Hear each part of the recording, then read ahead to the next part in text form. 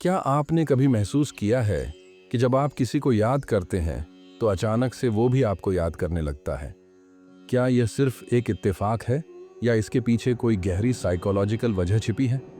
आज हम साइकोलॉजी के उन दो रहस्यमय संकेतों के बारे में बात करेंगे जो बताते हैं कि कोई लड़की आपको बहुत याद कर रही है, शायद तड़प रही है।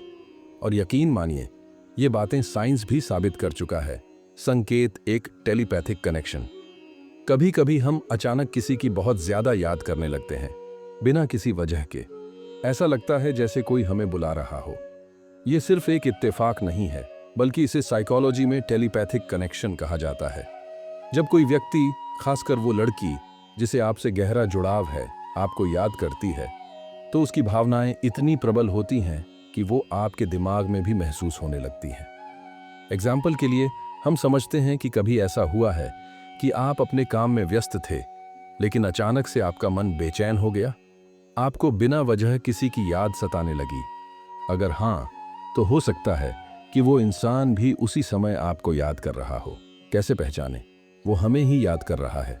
अचानक दिल भारी लगने लगे, बिना किसी कारण के उसकी याद आने लगे, मन बेचैन हो जाए लेकिन वजह समझ न आए। अगर ऐसा होता है तो समझ जाइए कि वो लड़की आपको बहुत याद कर रही है। संकेत 2, संयोग और सपने। संयोग और सपने।